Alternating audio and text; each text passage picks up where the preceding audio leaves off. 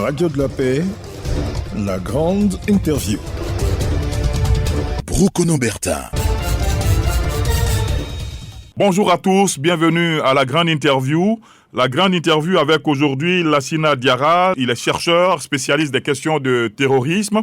Avec lui, nous allons évoquer la situation dans la sous-région ouest africaine, le terrorisme rampant, très actif en Côte d'Ivoire à la lumière de certains événements. Docteur Lassina Diarra, bonjour. Bonjour, monsieur. Alors, nous allons partir, n'est-ce pas, de certains faits. Le 12 juin dernier, explosion d'un véhicule de l'armée sur l'axe Teyinin-Togolokaï, à la frontière de Burkina Faso, au contact d'un engin explosif, ce que les gens appellent engin explosif improvisé, EEI. Le 7 juin, les soldats ivoiriens attaqués à Toubo, dans le département de Teyini, toujours dans la région de Bonkani. Le 10 juin 2020, pour remonter plus loin, attaque à Kafolo, 14 soldats tués. Alors, avec tous ces faits, on peut dire que la Côte d'Ivoire vit de façon concrète le péril terroriste. Oui, ce qu'il faut noter déjà, c'est que il y a eu un événement en Côte d'Ivoire à Grand-Bassam le 13 mars 2016. Là, c'était dans le cadre des attentats et que ces attentats, particulièrement la sous-région, a connu. Je parle du Burkina Faso, je parle de Bamako et Grand-Bassam en fait. Donc, c'était le contexte des attentats. Par contre, la configuration que nous voyons maintenant depuis 2017 avec les mouvements terroristes, ils sont dans une dimension de conquête territoriale. Dans cette dimension de conquête territoriale, la Côte d'Ivoire, malheureusement, se trouve sous le projecteur djihadiste et ce qui dénote effectivement ces attaques que vous venez de révéler. Alors, dans la dimension de conquête territoriale, les forces de défense et de sécurité sont les premières cibles parce que c'est par elles que l'État exprime sa puissance physique. Donc, du coup, réussir à ébranler, réussir à désactionner les forces de défense et de sécurité, c'est désactionner en fait la politique publique de l'État parce qu'en fait la politique publique de l'État se conjugue avec l'ensemble de la population et avec la confiance que la population a vers ses gouvernants. Donc si l'État n'arrive pas à maintenir cet élément de sécurité, on va dire que les groupes terroristes auront gagné parce que la population va basculer du côté des groupes terroristes. Donc c'est justement dans ces champs que nous sommes actuellement. Alors le mode opératoire, il est différent maintenant. C'est des engins explosifs, c'est des attaques comme vous l'avez évoqué.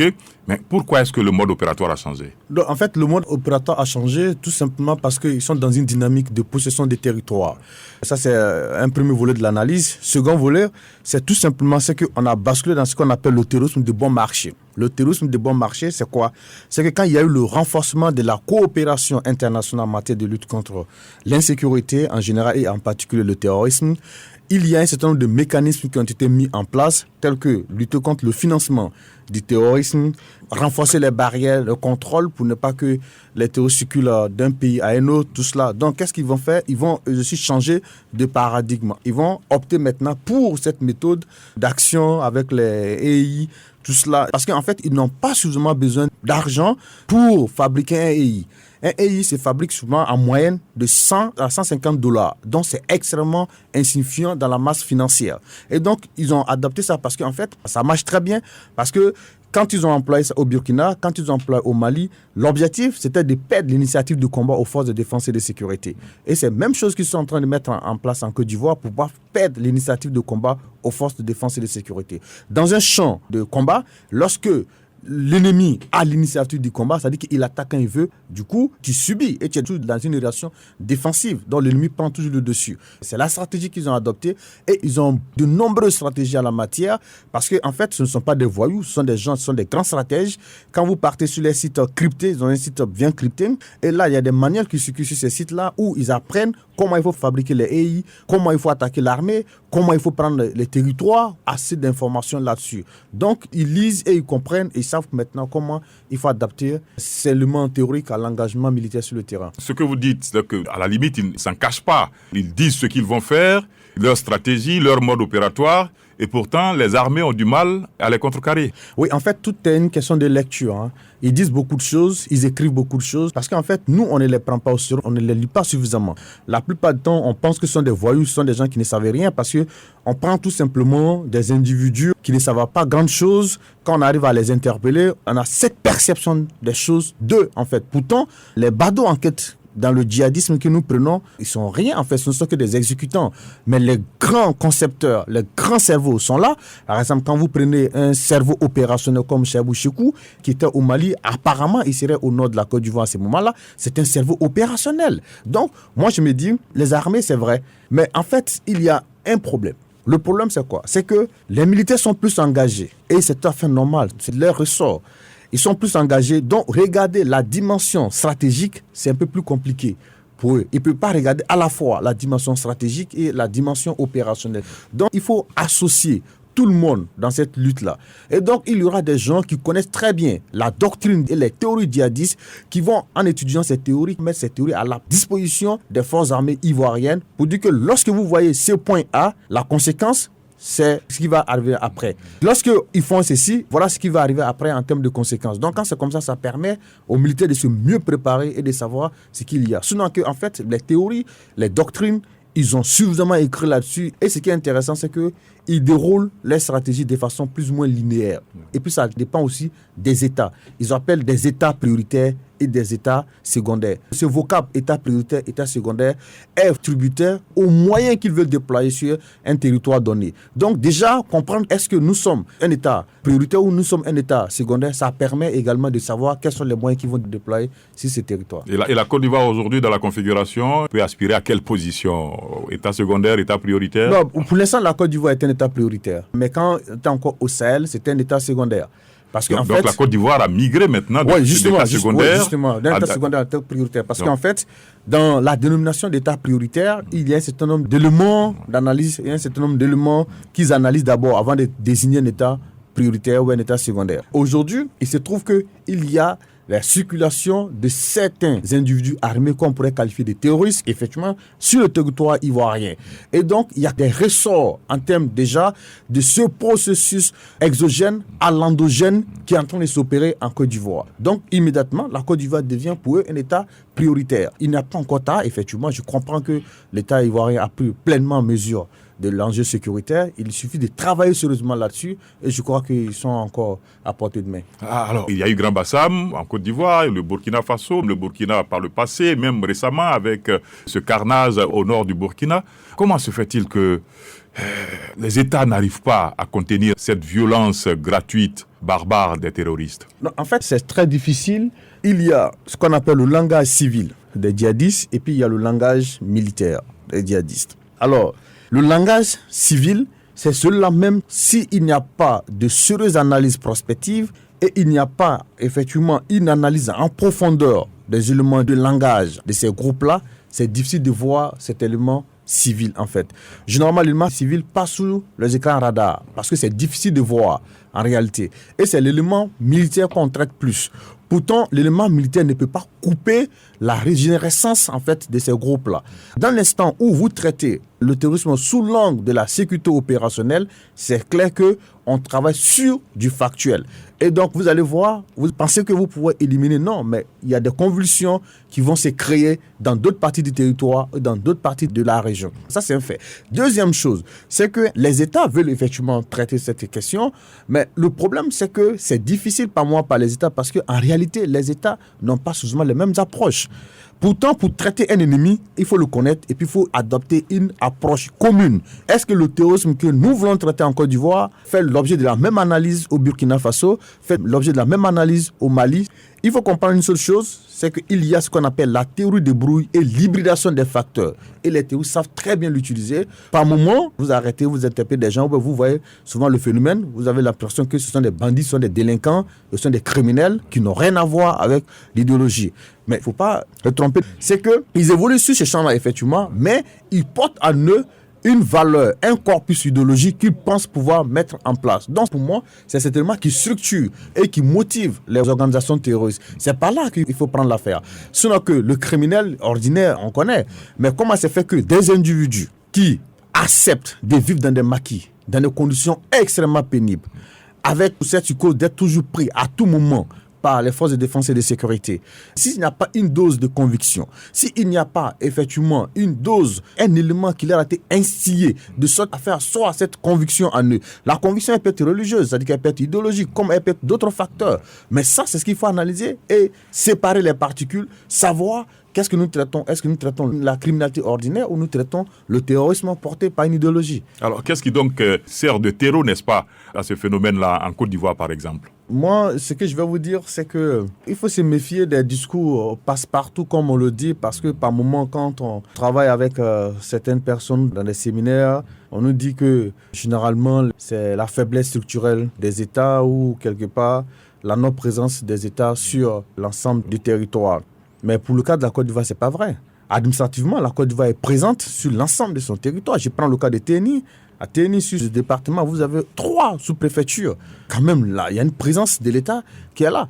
Mais peut-être que là où on pourrait éventuellement s'interroger, c'est la responsabilité des acteurs étatiques qui conduisent en fait la politique publique dans ces localités-là. Parce que par moment, il y a des griefs, qu'ils soient justifiés ou non, mais des griefs de la population contre certains agents de l'État dans ces localités-là. Et donc, c'est ce qu'il faut plus regarder sur le cas de Côte d'Ivoire. Deuxième chose, peut-être en termes de terreau, il y a quand même une fracture plus ou moins sociale en Côte d'Ivoire, le pacte social et le pacte républicain, qui était véritablement la fierté de la Côte d'Ivoire. Aujourd'hui, ce pacte-là a connu quand même un délitement, c'est pas effondré certes, mais a connu quand même des difficultés à un moment. Et puis, il y a aussi dans certaines localités l'extrême pauvreté, en fait, tout cela qu'il faut mettre dans la balance. Et puis, au nord de la Côte d'Ivoire, il y a cette subsistance, malheureusement, des conflits intercommunautaires, surtout entre les agriculteurs et les éleveurs, qu'il faut regarder. Et puis, il y a aussi un autre facteur qu'il faut plus regarder, cette porosité de frontières avec le mouvement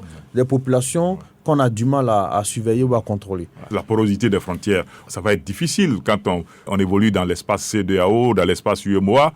Les barrières, les frontières ont pratiquement disparu. Oui, en fait, il faut essayer de faire la part des choses. L'intégrationnisme ne veut pas dire perdre totalement la souveraineté. Voilà. L'intégrationnisme, c'est quelque chose de très intéressant. Ce que je veux dire, c'est pas parce que tu es un citoyen de la CEDEAO et que tu peux rentrer sur un autre territoire de la CEDEAO sans une pièce d'identité.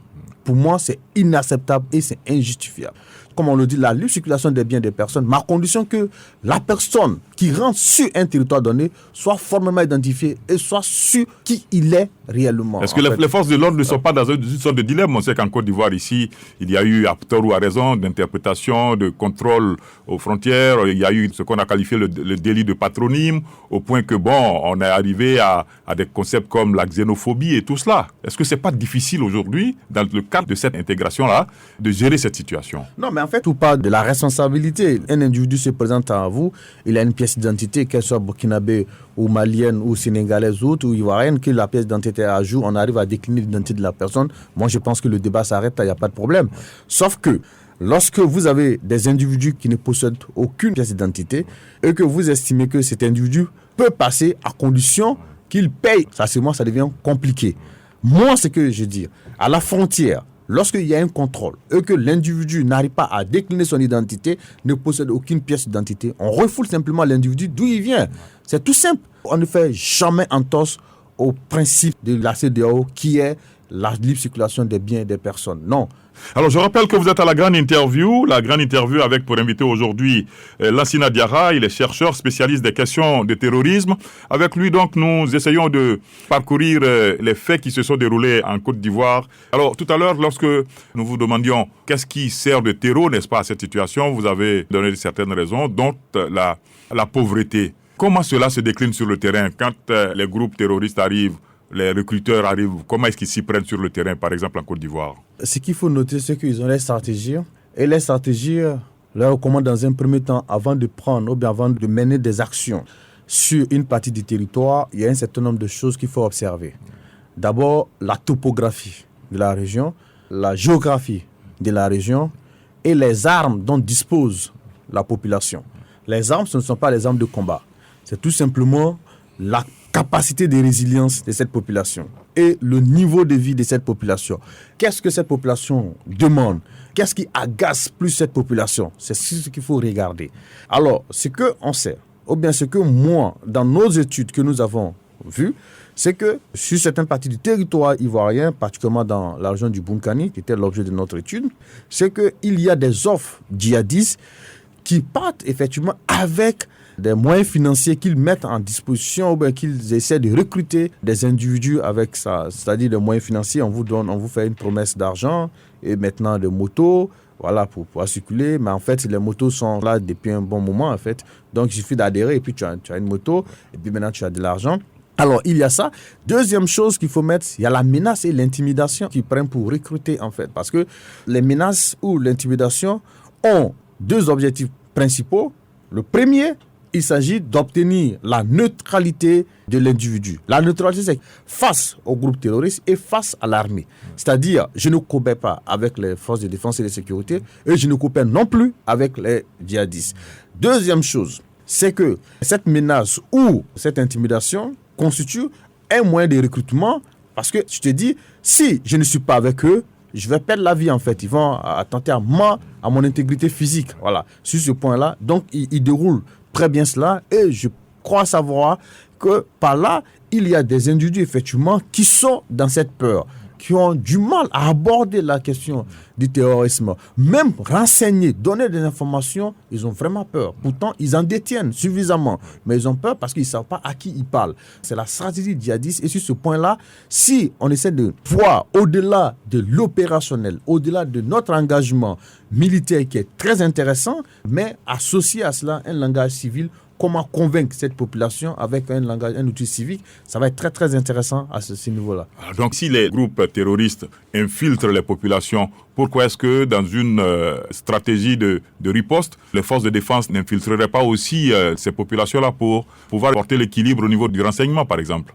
Non, c'est quand même difficile parce que les forces de défense et de sécurité peuvent infiltrer. Je crois que certains agents le font étant civils, mais quand on est en uniforme, ça devient compliqué. Imaginez un instant, vous êtes sur un territoire où la population n'a pas pour l'habitude de voir des militaires, là, peut-être quelqu'un qui est né il a fait 10 ans, 20 ans sans voir quelqu'un en uniforme, et puis du coup, un homme en uniforme vient s'arrêter devant lui pour l'interroger. Du coup, ça crée quand même... Donc voilà, d'où pour nos militaires, n'est-ce pas, d'opter pour le camouflage, aller en civil, se fondre dans la population. Oui, effectivement, ça, je crois que ça s'est fait. Ça s'est fait, oui. Ça s'est fait. Mais ce qui paraît très intéressant, c'est de réaliser plus des actions civilo-militaires. Et pourquoi ? Vous savez, dans ce département de Téni, il y a des populations qui vont se faire soigner de l'autre côté de la frontière au Burkina Faso, notamment dans la ville de Gawa. Alors, il serait intéressant que des médecins militaires ivoiriens soient à l'hôpital général ou bien à l'hôpital de Téni, en uniforme, et qui appellent les populations pour venir se faire soigner. Et là, l'État peut subventionner ce coût de soins. Un peu comme l'ONUCI l'avait fait quand elle existait en Côte d'Ivoire. Voilà, justement. Donc, l'État peut subventionner le coût de ces soins-là. Et de manière à attirer la population à Téni, à Gogo, à Toubo. On voit cela en fait avec les militaires. Quand ils viennent, ils sont très bien accueillis, soignés presque gratuitement parce que c'est subventionné par l'État. Et donc, les gens peuvent avoir une autre compréhension, une autre dimension du militaire. Ouais. Mais c'est justement ça. L'engagement militaire à ce moment-là ne suffit pas. Il faut cette action pour que les gens puissent comprendre qui est le militaire réellement. Il ne sert pas forcément à faire la guerre. Il ne sert pas simplement à faire des oppressions. Mais il sert aussi dans un but humanitaire. Il sait aider la population. Il comprend le cœur de cœur de la population. C'est ça, en fait, ce qu'il faut mener. Et c'est pourquoi, moi, je peux décliner un certain nombre de programmes que l'État peut mener dans ces différentes localités. Et c'est ça, moi, j'appelle le langage civil, de manière à prendre cette population. Parce que, qu'est-ce que les djihadistes visent au final? C'est d'obtenir cette désintégration de la population et de faire en sorte que cette population puisse perdre sa citoyenneté. Et regarde l'État comme une entité politique, certes, qui ne peut absolument rien faire pour lui. C'est ce que les djihadistes visent en fait. Vous disiez que la Côte d'Ivoire, quand vous prenez la région du Bunkani et le département de Téni, l'État est bien représenté à travers les sous-préfets et tout cela. Mais quelqu'un, dans une discussion informelle, nous disait comme ça, mais c'est censé ou ça ne l'est pas. Mais il dit, tous les grands camps militaires sont dans les grandes villes. Alors que Face à la situation qui se présente, on devait procéder à un redéploiement de ces camps-là. Aujourd'hui, on sait que Téhéni, depuis 1 an ou 2, sur la carte de la Côte d'Ivoire, ça a été fiché que c'est une zone dangereuse. Il aurait pu y avoir un redéploiement conséquent. Toute la frontière au nord de la Côte d'Ivoire, il devrait y avoir un déploiement de l'armée de façon conséquente. Est-ce que les États véritablement se sont adaptés? Je parle de la Côte d'Ivoire, certes, mais il y a aussi le Burkina Faso, parce que quand des groupes terroristes rentrent dans un village, tuent plus de 100 personnes, c'est que l'armée, sa présence n'est pas trop marquée. Est-ce qu'il n'y a pas lieu, n'est-ce pas, de s'adapter par rapport aux réalités? Oui, en fait, ce qu'il faut noter, c'est de se méfier quand même des préjugés et des opinions doxatiques, en fait. Sur ce point, la Côte d'Ivoire a quand même fait de nombreux progrès. D'accord. Alors, il y a eu un réaménagement du dispositif militaire en termes de territoire. Et c'est un fait en Côte d'Ivoire. Quand vous prenez Téhéni, il y a un détachement militaire très important à Téhéni. Et de Téhéni, vous avez une position avancée de l'armée ivoirienne à Gogo, qui se trouve, je crois, à une vingtaine de kilomètres de Téhéni, pour maîtriser, en fait, le maillage territorial, plus ou moins. Quand vous prenez Kafolo, vous avez Kafolo, après vous avez Bolé, Moro. Il y a des militaires qui sont à Moro, qui sont à Bolé, et jusqu'à arriver à Tougbo, ils sont à Tougbo. Donc, vous voyez très bien qu'il y a quand même un maillage territorial très important au niveau de l'engagement militaire. C'est fait. C'est réel. C'est pas comme si la Côte d'Ivoire a abandonné le département de Téhéni. Okay. Donc, moi, je peux vous dire, il y a quand même, au niveau de Téhéni, pour ce qui m'a été donné de constater, il y a au moins 5 positions avancées de l'armée ivoirienne. C'est quand même important. D'accord. Qu'il faut saluer. Peut-être qu'on aurait dû nous dire, il faut changer de logiciel, il faut changer de paradigme en termes de cet engagement militaire. J'ai pu comprendre. Mais en termes de présence, effectivement, l'armée ivoirienne est présente. D'accord. Quand on commençait, vous aviez parlé de stratégie, parce que quand les militaires font du ratissage après une attaque, c'est des seconds couteaux qu'ils attrapent, des gens qui ne savent même pas s'exprimer, alors que les têtes pensantes, les éminences grises sont ailleurs. D'où la question de la stratégie. Au niveau des États maintenant, il s'agit de mettre en place une stratégie ou des stratégies pour pouvoir les contrer. Dans ce sens, l'Académie internationale de lutte contre le terrorisme en Côte d'Ivoire, qui est en construction, cette académie, elle est la bienvenue. Oui, et cette académie est la bienvenue, en ce sens que c'est un outil très dynamique. Moi, je trouve cette académie très dynamique. Et pourquoi? Parce qu'en fait, il y a 3 piliers de l'académie, et ces 3 piliers prennent en compte toutes les dimensions dans la lutte contre le terrorisme. La dimension opérationnelle et tactique et même judiciaire, et la dimension stratégique. La dimension stratégique concerne à comprendre l'ennemi, savoir l'ennemi, ses évolutions géopolitiques, son ancrage anthropologique, sociologique et tout. Donc c'est quand même un outil très dynamique. Et cette école, c'est-à-dire que cette académie va former des responsables des États. Il n'y a pas que l'État de Côte d'Ivoire. Je crois savoir que l'Académie a déjà formé plus de 500 stagiaires de 14 États. C'est quand même important déjà. Donc, ce qui sera intéressant encore plus avec cette Académie, la doctrine de cette Académie se pose effectivement sur la nature transnationale de la menace. Savoir que la menace, elle évolue d'un État à un autre, mais très rapidement. Donc, qu'est-ce qu'il faut faire? Il faut avoir des institutions collaboratives et coopératives de manière à renforcer davantage les actions des États. Au-delà de la formation, il y a ces volets-là aussi qu'il faut mettre dans la balance et que moi, j'estime que c'est très, très intéressant, en effet. Donc, l'académie, c'est un outil dynamique. Il suffit de travailler sérieusement sur cette académie et je crois que ça va nous aider à résoudre vraiment beaucoup de choses et à comprendre effectivement cette menace terroriste qui commence à nous inquiéter. Alors, on se pose la question. Ils avancent aujourd'hui, ils ont pénétré le territoire ivoirien, la zone de Bouna.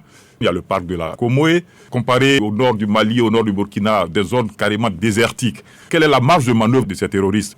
En fait, j'ai souri parce que je me rappelle quand j'ai écrit mon premier ouvrage en 2016 et que j'étais à une dédicace, il y a quelqu'un qui me posait la question de savoir est-ce que... C'était pas une question, la personne affirmait directement que les terroristes n'ont pas d'avenir en Côte d'Ivoire. D'autant plus que... Moi, je ne l'affirme pas, je pose la question de savoir quelle est leur marge de manœuvre. Voilà, effectivement, je vais répondre. Mais je passe par cette anecdote pour répondre en fait. Donc, il disait que les terroristes opèrent plus et ils excellent dans les zones désertiques. Oui. En revanche, la Côte d'Ivoire étant une zone forestière, le terrorisme ne peut pas prospérer. C'est mal le connaître. C'est très mal le connaître parce que ce sont des gens qui s'adaptent à toutes sortes de milieux. Et quand vous regardez très bien, on a l'impression qu'ils se sentent en l'aise bien dans les zones forestières parce qu'ils ont la possibilité de se cacher. Ils ont la possibilité de cacher les matériels de combat, les logistiques. Et ils ont la possibilité encore de se cacher pour se mettre à l'abri des moyens aériens qui peuvent être déployés en termes de détection par les États. Ouais. Donc quand vous regardez très bien, Boko Haram au Nigeria n'est pas allé dans une zone désertique. C'était la forêt des Sambisa, je crois, ça fait 60 km². Alors, vous regardez très bien, après Malang Ibrahim Dicko, de son mouvement Ansarou al-Islam au Burkina Faso, au nord, il y a une incursion à l'est. L'est, c'est la zone forestière. Quand vous regardez très bien, quand ils ont essayé de pénétrer dans la région des Cascades au Burkina, frontalier bien sûr avec la Côte d'Ivoire, c'est une zone forestière. Quand vous regardez encore Téni, dans le département de Téni, Toubor, autre, avec le PAC, c'est la zone forestière. Parce qu'en fait, ces zones, surtout dans le département de Téni, en fait, avec Kafolo, avec Alidougou, parce que quand vous êtes à Kafolo, vous n'avez que peut-être 4 km, ou si vous êtes à Bolé, vous n'avez 4 km du Burkina Faso.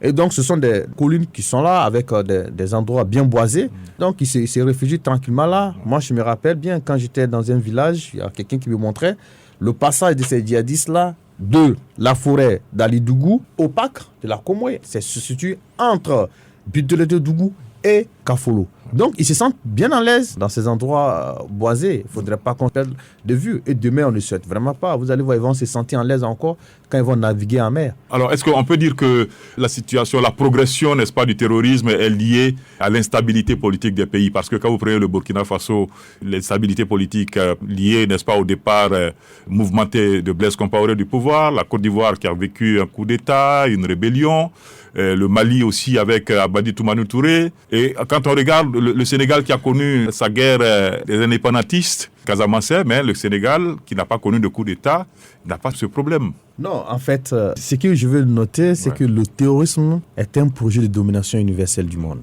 Ça ne se limite pas à un seul État ou à une seule région.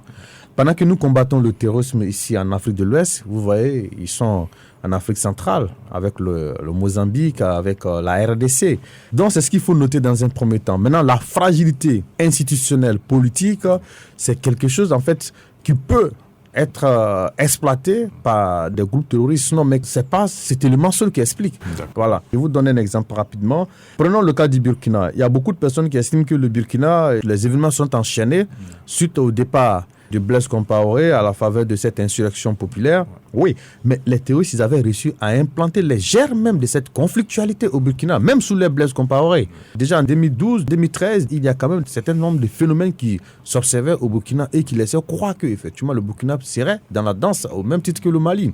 Alors, le départ de Blaise Compaoré, c'est sur ce point-là, si nous voyons l'angle sécuritaire, oui, parce que ça a quand même désarticuler l'architecture militaire et sécuritaire du Burkina en termes de renseignement, parce qu'il y avait le RSP, le régiment de sécurité présidentielle, qui était une force en pointe, une force antiterroriste, bien sûr. Mais le départ a fait que, effectivement, ces forces n'existaient pas. Le renseignement était déstructuré. Tout cela, il fallait reconstruire. Mais ce n'est pas le départ forcément de Blaise Compaoré, que Blaise Compaoré soit là ou pas. Un jour, le Burkina serait vraiment dans la danse. D'accord. Alors, docteur Lassina Diarra, nous allons terminer. Aujourd'hui, avec la situation qui se présente, est-ce que la situation en Côte d'Ivoire doit être présentée sous l'angle anxiogène ou sous un angle positif, dire que le terrorisme est là, mais la Côte d'Ivoire a les moyens de sécuriser ses populations? Vous savez, la Côte d'Ivoire en la matière a plusieurs atouts. La Côte d'Ivoire est un État multiconfessionnel, est un État multiculturel. Et la Côte d'Ivoire est l'un des États en Afrique de l'Ouest où le brassage ethnique est une réalité et très avancée dans la sociologie ivoirienne. Donc, c'est un atout. Deuxième chose, ce qu'il faut dire, c'est qu'il y a quand même une prise de responsabilité et une pleine conscience des autorités ivoiriennes quant à la volonté de protéger le territoire et effectivement quant à la volonté de lutter contre le terrorisme. Alors, moi, je pense bien que quand vous regardez l'histoire de la Côte d'Ivoire, l'histoire politique récente de la Côte d'Ivoire, c'est aussi chaotique. Mais c'est cela aussi la marche de toutes les grandes nations. Et les Ivoiriens n'ont pas eu d'ennemis communs. Nous, notre histoire a été jalonnée par des crises politiques. Je prends de 90 ou bien 93, juste après le décès de Houphouët-Boigny, jusqu'en 2020, parce qu'en fait, on a connu quand même une crise post et pré-électorale en Côte d'Ivoire en 2020. C'est parce qu'on n'a pas encore eu d'ennemis communs. Et ayant un ennemi commun, ça permet de renforcer le sentiment patriotique. Et ça permet de renforcer davantage le sentiment national. Et donc, ici, le terrorisme se présente paradoxalement aux Ivoiriens comme un ennemi commun. Donc, c'est ensemble, tous les Ivoiriens ensemble, nous pouvons lever pour dire, désormais, nous avons un ennemi commun qui est le terrorisme et que nous pouvons combattre. Et regardez un peu la France, cet État qu'on appelle la nation française. Tout simplement, ce sentiment a été renforcé avec la Deuxième Guerre mondiale en France où la France avait un ennemi commun qui était l'Allemagne. Et donc, tous les Français savaient qu'il fallait faire bloc derrière l'État français pour gigler. Et donc, aujourd'hui, tous les Ivoiriens doivent se mettre ensemble pour pouvoir lutter contre ces fléaux. Parce qu'ils ne comptent pas un individu, quel que soit son bord, quelle que soit son ethnie, quelle que soit sa religion. Non. Encore que, du point de vue de la stratégie ivoirienne, la Côte d'Ivoire, comme je le dis, a pris pleinement conscience du phénomène. Mais la lutte contre le terrorisme est une lutte de longue haleine. Donc, puisque le mode terroriste varie, il faut toujours adapter notre dispositif, réinterroger et réévaluer chaque fois notre dispositif. Lassina Diarra, je vous remercie. Je vous en prie. La grande interview recevait donc Lassina Diarra, chercheur spécialiste des questions de terrorisme. Avec lui donc nous avons parcouru la situation en Côte d'Ivoire et dans la sous-région. La grande interview pour aujourd'hui c'est terminé. Technique Antoine Kouassi. Bonne journée à tous. Brokono Bertin.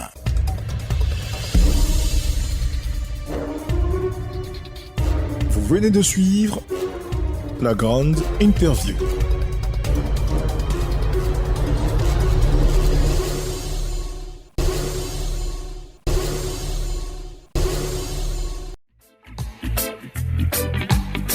Radio de la paix.